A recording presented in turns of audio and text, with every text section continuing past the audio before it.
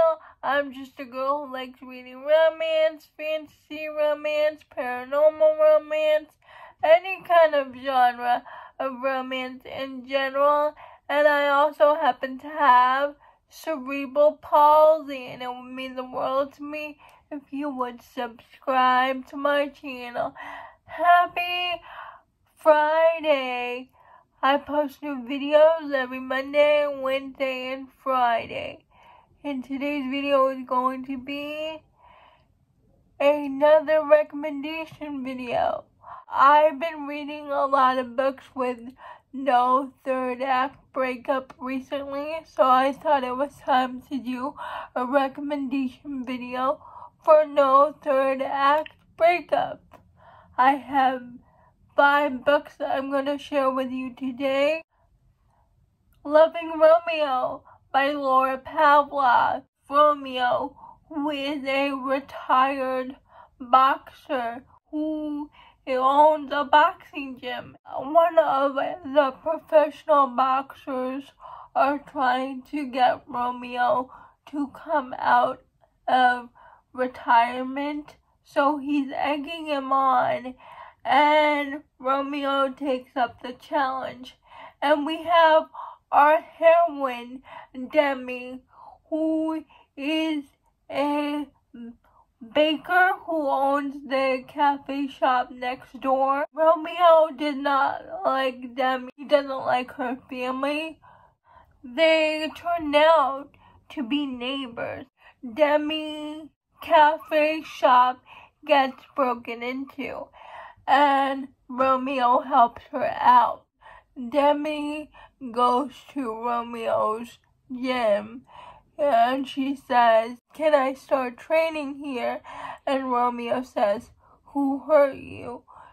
So Romeo and Demi help each other out, but because of their forced proximity, they start forming a romance.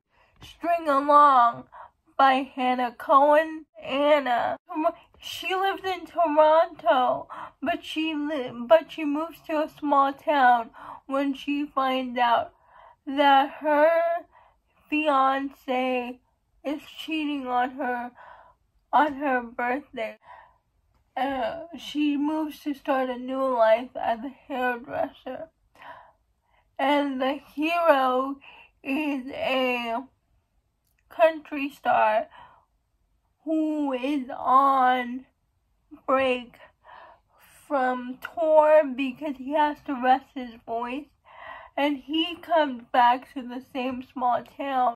The hero and the heroine get off on the wrong foot when Demi and Brody make assumptions about each other. Things start to happen where they keep bumping into each other, and from that point on, they realize they made the wrong assumptions about each other, and they start becoming friends. They start a relationship.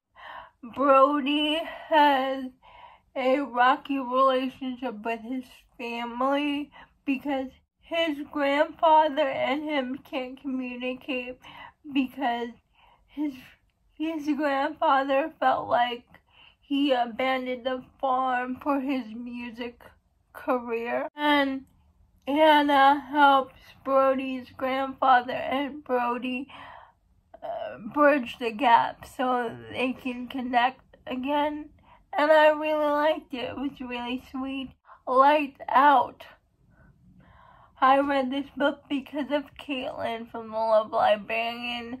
I saw her review on Goodreads, and it made me want to read it. We follow Ryder, who's a professional F1 racer who got into a bad accident. And so he starts with a new racing team. Our heroine, Blake, who got scouted for the same racing team because the manager saw her race. And so Ryder and Blake are on the same team. What's funny is Blake is Ryder's biggest fans. Like, she had posters of him when she was a teenager. Of course, it's an age gap romance. And they happen to be roommates. They lived in the same house together. They work in the same team together. And one day, Ryder is having a panic attack, and Blake is there to get her through it. And I love the anxiety representation in this. I love the way Blake takes care of Ryder during his panic attacks, and it's their romance. If You Give a Single Dad a Nanny by Anne Iderson, it's a single dad nanny romance. We have Dylan, who has a 6-year-old daughter, Winnie, and they meet when Winnie's dog accidentally goes into Dylan's yard, and Dylan's daughter develops a liking towards Winnie and Winnie's dog, Waffles. And one day, Dylan's nanny quits her job because of family reasons, and when Dylan needs to look for a new nanny, her daughter says, "Why don't you ask Winnie to be the new nanny?" What's funny is Dylan's mom has been trying to get Winnie and Dylan together for years now. Dylan's mom's like, "Yeah, let Winnie be the nanny." They were so opposites. Winnie is a free spirit, and Dylan is like this button-up billionaire person, and I loved it. Love You, Fight For by Britt Benson. It's the 3rd book in her series, and we follow Samantha. Samantha is a politician's daughter, and then we follow Chris, who's like the bartender in town, and Samantha's like royalty.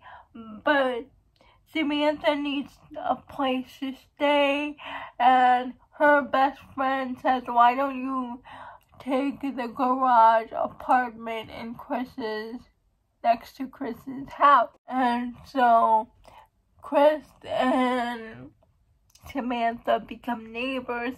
And if you read the previous 2 books in the series, you know that Chris and Samantha are side characters, and they almost had a thing together, but then they decided not to pursue anything because they were too different. Because of their forced proximity, they keep bumping into each other. And Dylan and Samantha pursue a relationship, and they realize that they do have chemistry, that they cannot deny their chemistry, and they want to pursue this relationship that was kind of stunted in the previous books. Those are all the recommendations I have for you today. Please like, comment, and subscribe to my channel. That would mean the world to me. And I'll see you Monday. Bye.